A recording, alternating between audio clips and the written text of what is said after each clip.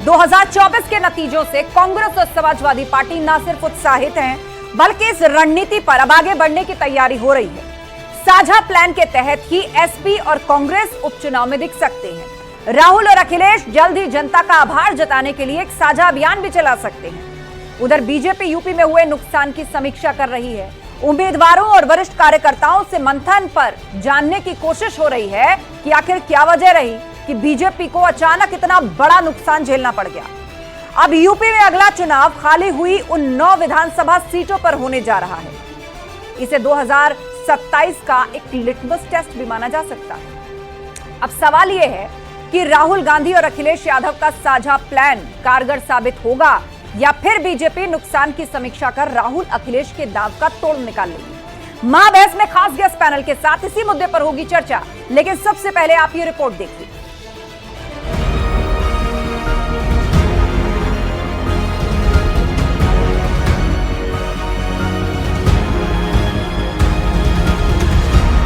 उपचुनाव प्लान, राहुल अखिलेश का साझा अभियान। ऑल हिंदुस्तान बनाने के लिए इंडिया गठबंधन किया है, जिसका नतीजा अच्छा आया है। भविष्य में भी always hope for best. 9 seat पर उपचुनाव, किसको कितना तनाव। कांग्रेस और सपा के इस गठबंधन की तरफ उम्मीद की तरह देख रहे हैं कि गठबंधन पूरी मजबूती से जारी है, आगे भी रहेगा। उपचुनाव की अग्नि परीक्षा, बीजेपी का प्लान समीक्षा। चुनाव के जानने के लिए हम लोगों ने बुलाया है। ऐसे ही हम लोग अलग अलग क्षेत्रों के हिसाब से वहां जाकर उन सारे विषयों का आकलन करेंगे, जिस प्रकार से ये परिणाम आए। करहल टू कुंदरकी, अखिलेश वर्सेस योगी।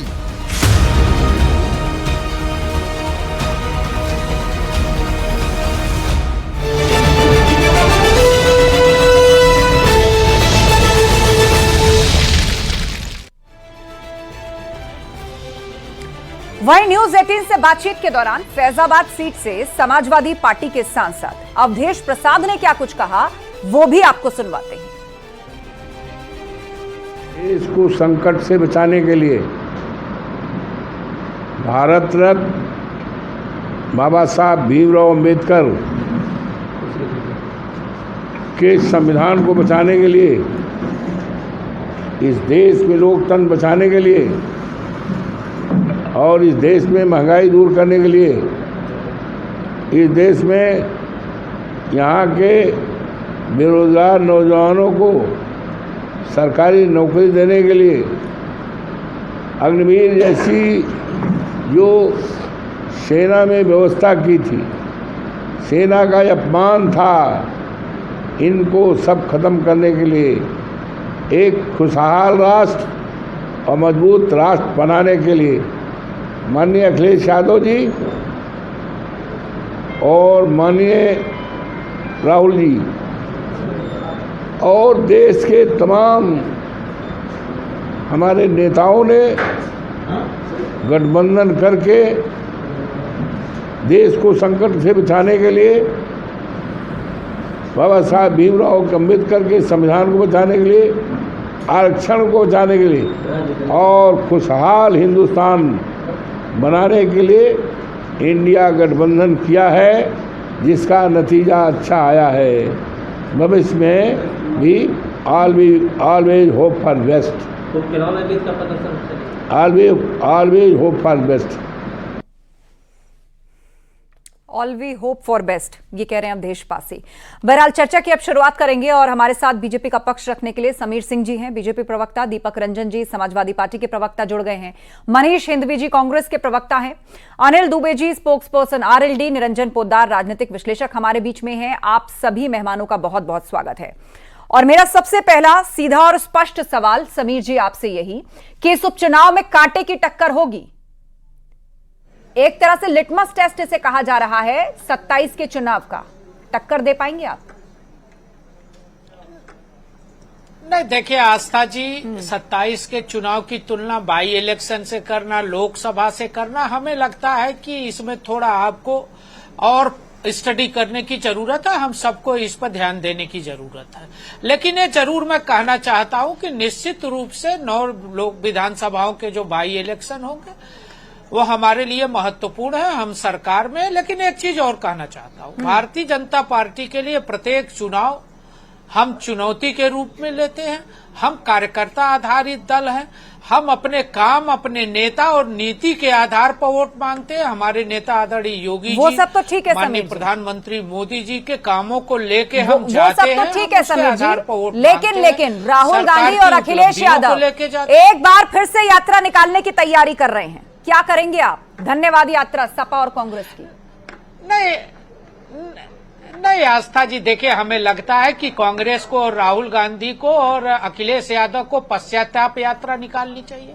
जिस प्रकार से उन्होंने चुनाव के अंदर झूठ और फरेब का व्यापार किया, नफरत की खेती की, उसका जो उन्होंने प्रतिफल प्राप्त किया है और जनता आज उनके दरवाजे पे है। कांग्रेस कार्यालय पर महिलाएं 8,500 रुपए महीने की जो गारंटी का फॉर्म भराया था कांग्रेस ने, उसके लिए उनके दरवाजे खड़े हैं। बताए कांग्रेस पार्टी। ठीक है, कि 8,500 दीपक रंजन जी, रुपए, दीपक 1 रंजन जी और महीने, मनीष 1 हिंदवी जी, महीने ये की सवाल बात आपके लिए। करते ठीक है थे। मनीष वो हिंदवी कहां से जी, देंगे, आप जवाब देना कब चाहते हैं देंगे? इसका? वो खड़े हैं दरवाजे चलिए पे। एक एक करके आपने 8,500 की बात की समीर जी, कि प्रॉमिस किया गया विपक्ष की तरफ से। मनीष हिंदवी जी, आपका रिएक्शन और इस पर फिर दीपक रंजन जी, बोलिए मनीष जी। समीर जी बहुत वरिष्ठ प्रवक्ता हैं, इनको इतना पता होना चाहिए कि न्याय पत्र और घोषणा पत्र में लिखे वादे सरकार में आने के बाद पूरे किए जाते हैं और हम कमिटेड थे अपने वादे के लिए।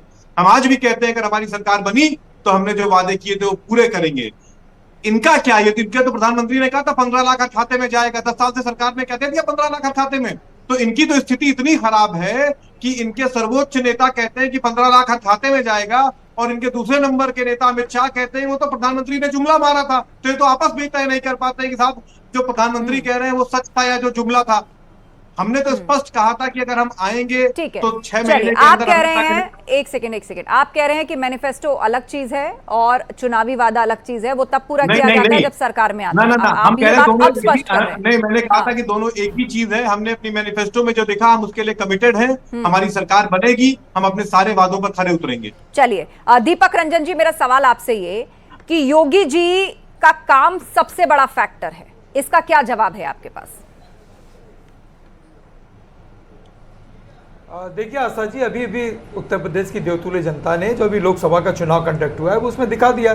और आज सवाल देखिए बाई इलेक्शन का, अभी घोसी में इनकी डबल इंजन की सरकार चल रही है। उत्तर प्रदेश में भी इनकी सरकार और केंद्र में भी इनकी सरकार है। आपने घोसी का चुनाव भी हमें लगता है साल भर या 1.5 साल संपन्न हुए होगा और किस तरीके से समाजवादियों ने वहां पर जीत दर्ज की थी। और मैं समझता हूं कि ये दोनों जो इंडिया गठबंधन का जो है राहुल जी और अखिलेश यादव जी की जोड़ी जो है ये कामयाब जोड़ी है। और आगे आने वाले जहां पर भी जो 9 जगह हमें मैं समझता हूँ शायद 9 जगह बाई इलेक्शन होना है और हर जगह जो है समाजवादी पार्टी जीत दर्ज कराएगी।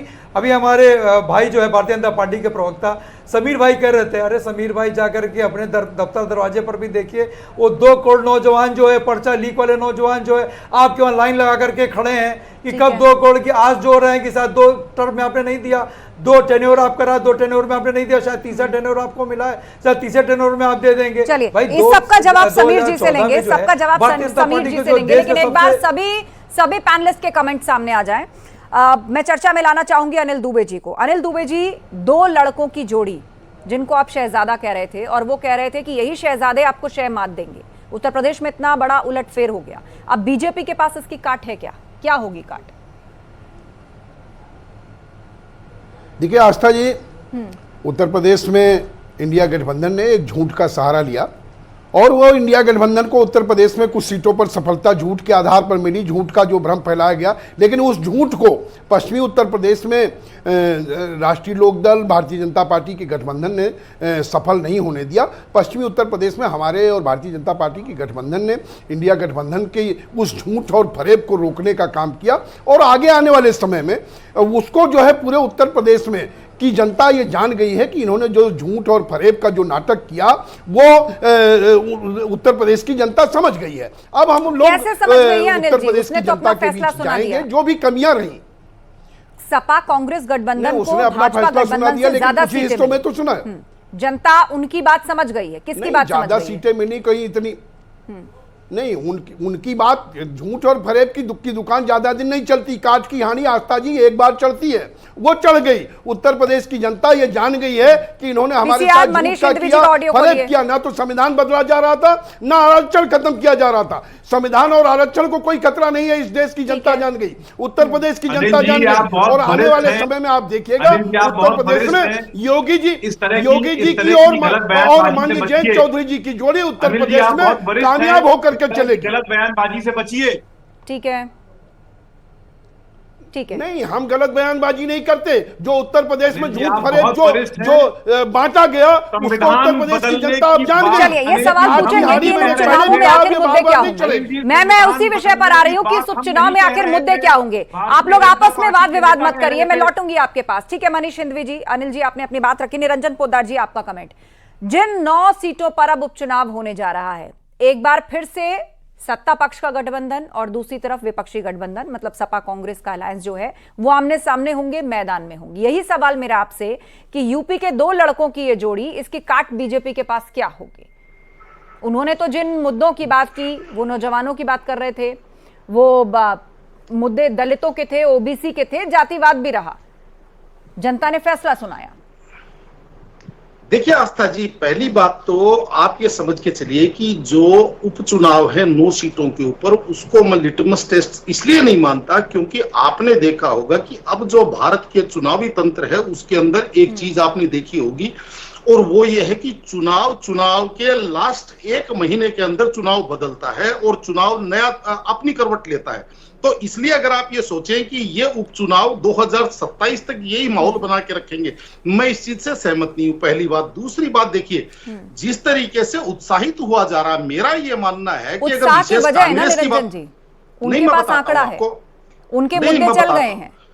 नहीं आस्था जी, मैं बताता हूं। देखिए, अगर कांग्रेस की बात करेंगे तो अगर वो अपने आप को सफल मानते हैं, ये उनकी इच्छा है, लेकिन मेरा यह मानना है कांग्रेस को केवल प्राणवायु मिली है। अगर वो उसको अपनी जीत मानते हैं तो वो उनके अपनी सोच हो सकती है। लेकिन दूसरी तरफ जो हम बात करें, देखिए ये जो उपचुनाव, इसके अंदर ज्यादातर सीटें आप ये मान के चलिए समाजवादी पार्टी की परंपरागत सीटें थी। अब यहाँ पे सीटें हथियाने का और सीटें बचाने का चुनाव होगा। और दूसरी बात, जिस तरीके से जो सफलता और असफलता हम 2024 के लोकसभा चुनाव की कर रहे हैं, तो आस्था जी मेरा ये मानना है कि ये चुनाव भरमाने का और समझाने का था। कहीं ना कहीं भारतीय जनता पार्टी उसको समझाने में थोड़ी सी विफल रही, और जो अपोजिशन है, ठीक है, भाजपा के अंदर भी मंथन चल रहा है इस बात को लेकर कि जो सीटें हाथ से गई हैं उनके पीछे वजह क्या है। अलग अलग लेवल पर, अलग अलग स्तर पर बैठकें चल रही हैं, मीटिंग चल रही है। आपके साथ चर्चा हमारी लगातार जारी है, लेकिन एक बड़ी खबर इस बीच आ रही है। वो बड़ी खबर हम बीच बहस के दौरान आपको दिखा रहे हैं। ओम प्रकाश राजभर ने विपक्ष पर हमला किया है। ओपी राजभर, जो कि सुभाषपा के राष्ट्रीय अध्यक्ष हैं, विपक्ष पर हमला किया ओपी राजभर ने और कहा है कि ये 5 साल चिल्लाने का काम करेंगे। ये कह रहे हैं ओपी राजभर, हम बड़े पैमाने पर नौकरी देने जा रहे हैं। ये बड़ा दावा।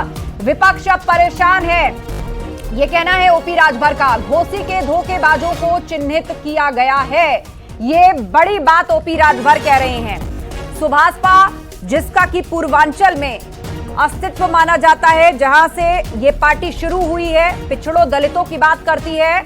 ओम प्रकाश राजभर ने विपक्ष पर हमला किया है कि ये 5 साल चिल्लाने का काम करेंगे, हम बड़े पैमाने पर नौकरी देने जा रहे हैं। ये बड़ा दावा ओपी राजभर की तरफ से, जो कि यूपी सरकार में मंत्री भी है। विपक्ष 5 साल चिल्लाने न है तो कुछ करना है।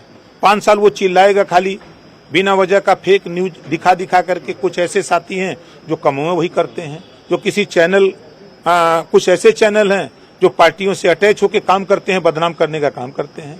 तो उनसे हम लोगों को चिंता नहीं है। हम लोगों को चिंता है कि बस जनता का काम हो, जनता विकास के रास्ते पे जाए, उनके नाली पुल पुलिया खड़ंजा चक्रोट की जो समस्या है उसको ठीक किया जाए, उनको रोजगार मिले।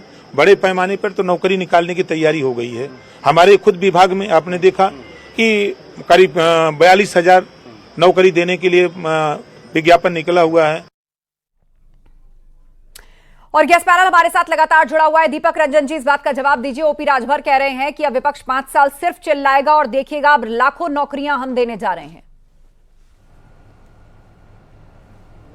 देखिए आस्था जी, इतना बड़ा सबक लेने के बाद भी अपने बेटे को अपने कॉन्स्टिट्यूंसी से, जहां उनका खुद का वो है, नहीं जिता पाए। जौहराबाद खुद हार गए वो, और उसके बाद अगर उनके अंदर इतनी हिम्मत है ऐसी बातें करने का, देखिए न्यूज़ 18 उसको फ्लैश करे, ब्रेकिंग न्यूज़ दिखाए, लेकिन मैं बहुत ज़्यादा तवज्जो नहीं देना चाहता उनकी बातों को। न्यूज़ 18 को तवज्जो देना तो दे, वो फिल इन द ब्लैंक्स हैं, उनसे कौन कहलवा रहा है, किसके कहने पर वो कह रहे हैं। अगर इतनी ज़्यादा मजबूती होती है उनके अंदर तो अपने बेटा मोर देन 1.5 लाख वोट से हारा है, आज उसका ये परिणाम नहीं होता। वो कह रहे लाखों नौकरियां देने वाले हैं, भर्तियां निकलने वाली हैं।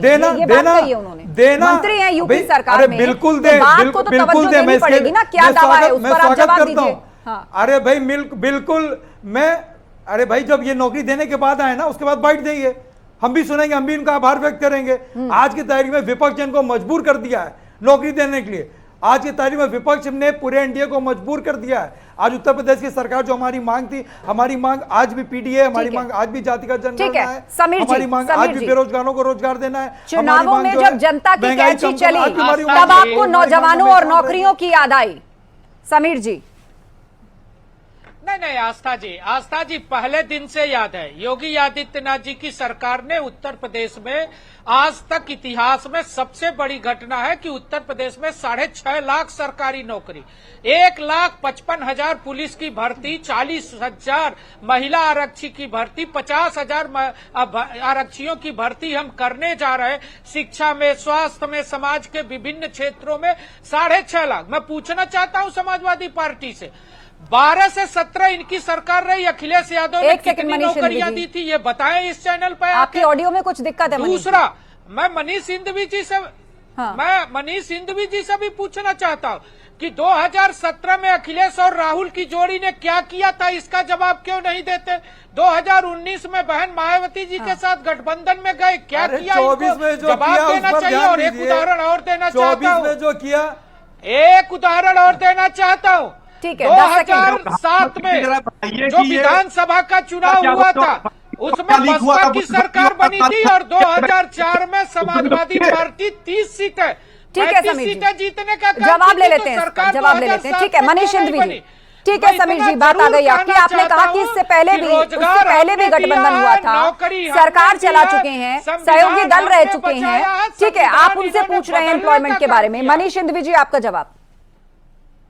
ये आज की बात नहीं करेंगे, ये नहीं बताएंगे कि अभी फरवरी में 48 लाख बच्चे बैठे थे पुलिस भर्ती परीक्षा में, उसका पर्चा लीक हो गया था। ये नहीं बताएंगे कि आरओ का पर्चा लीक हो गया था। ये नहीं बताएंगे कि एनटीए द्वारा एग्जाम कराया गया, उसका पर्चा लीक हो गया था। खैर, यहाँ दुर्भाग्य देखिए कि हमारे आदरणीय राजनीतिक विश्लेषक भी बैठे, वो एक शब्द का इस्तेमाल कर रहे हैं, भरमाना। पर्चा लीक नहीं हुआ हिंदवी जी, झूठ मत बोलिए।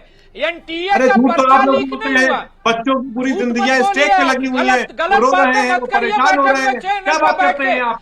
हिंदवी जी, आपने संविधान बदला था, साबानो केस में लोकसभा के अंदर संविधान आपने बदला था, और आप संविधान की बात करते हो।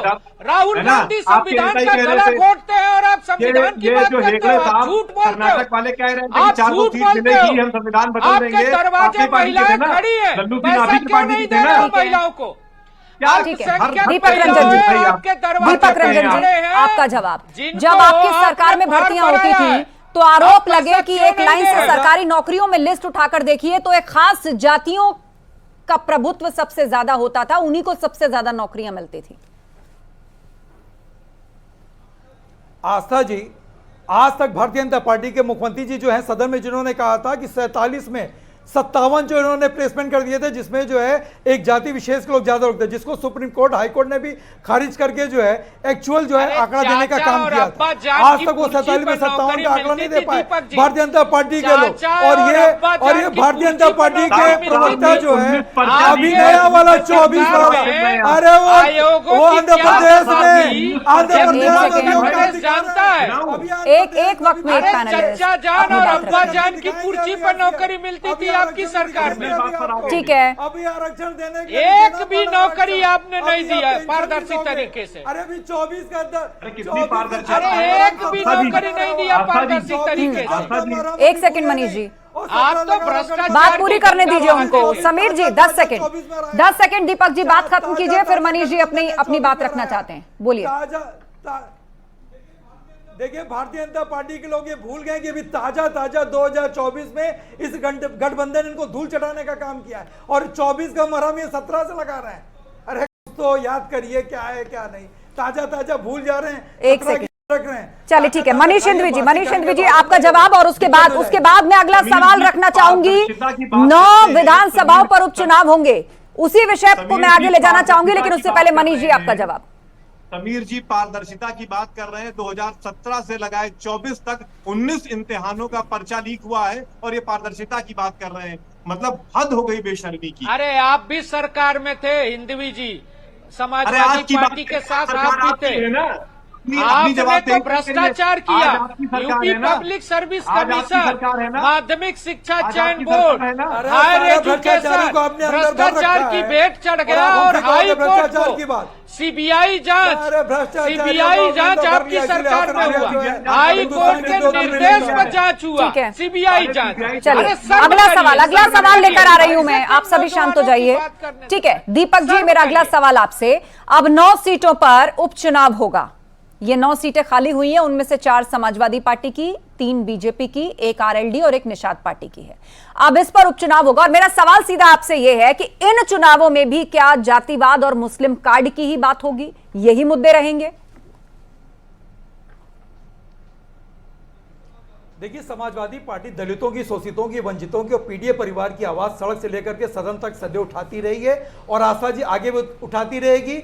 हम पीडीए परिवार के लिए, हम दलितों, शोषितों, वंचितों के लिए हम सदैव जो है अग्रसर हैं, हम उनकी आवाज उठाते रहे हैं और आगे भी उठाते रहेंगे। देखिए आज की तारीख में जात विषय से किसी को मत जोड़िए, आज महंगाई की मार जो है सभी जात सभी वर्ग के लोग झेल रहे हैं और ये जो आज की तारीख में जो भारतीय जनता पार्टी के खिलाफ जो उत्तर प्रदेश की देवतुल्य जनता ने आशा जी वोट दिया है वो नाराजगी का वोट है, क्योंकि इन्हें वादे तो बहुत बड़े बड़े किए, ना महंगाई भी कोई कंट्रोल हुआ, ना जो बेरोजगारी पे कोई। और आपके चैनल में ही मैंने देखा था जो हमारे राष्ट्रीय अध्यक्ष आदरणीय श्री अखिलेश यादव जी हर मन से कहते थे कि अग्निवीर योजना की तरह जो है ये पुलिस को भी आउटसोर्सिंग से करेंगे। आपके चैनल पे मैंने देखा था, आपके चैनल के रिपोर्टर ने बड़ी अच्छी रिपोर्टिंग की थी और बताया था कि आउटसोर्सिंग जो है इस पर भी विचार हो रहा है।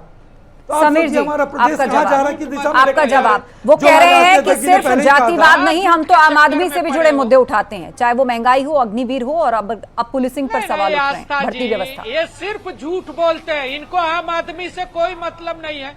फिरोजाबाद में रिजल्ट आया, एक दलित की पिटाई किया अखिलेश यादव की बिरादरी के लोगों ने। इनको दलित कहाँ दिखाई देता है? जिस प्रकार का तांडव ये जीतने के बाद चाहे मुरादाबाद में कर रहे थे, सहारनपुर में कर रहे थे, ये गुंडागर्दी को वापस लाना चाहते हैं। उत्तर प्रदेश की जनता इनके बहकावे में नहीं आएगी। 7 साल से सरकार है, 7 साल से बाई इलेक्शन आजमगढ़ में भी हुआ था, बाई इलेक्शन रामपुर में भी हुआ था। लेकिन बात तो हम ताजा डेटा पे करेंगे ना, आजमगढ़ सपा जीत चुकी है, समाजवादी पार्टी ने आजमगढ़ जीत लिया है, बात तो ताजा डेटा पर होगी ना। पूर्व में क्या हुआ था उसमें क्यों जाना? हमने जीता था, नहीं वो ठीक है आपने जीता था, लेकिन वापस उसको निकाल करके ले आई ना समाजवादी पार्टी। जनता ने अपना फैसला सुना दिया है उसको लेकर, उस पर हम क्यों चर्चा करें? मुझे आप ये बताइए इन 9 सीटों पर जो चुनाव होगा उसमें मुद्दे क्या होंगे? फरेब का मुद्दे क्या होंगे? संविधान जो बदलने की बात का अफवाह उड़ा रहे थे वो नहीं चलेगा। जनता जान चुकी है झूठ बोल रहे।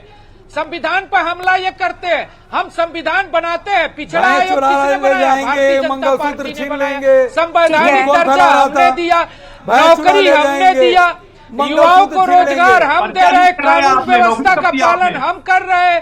सबसे ज्यादा अपराधियों को सजा भारतीय जनता पार्टी की सरकार में मिली है। गुंडों के खिलाफ कार्रवाई हम कर रहे हैं। चुनाव खत्म हो गया है, चुनावी भाषण नहीं, चुनावी भाषण नहीं, मेरे सवाल का जवाब। और मेरा सवाल समीर जी आपसे ये है कि क्या लोकसभा चुनाव की तरह अखिलेश यादव और राहुल गांधी का जादू एक बार फिर से यूपी में चल पाएगा?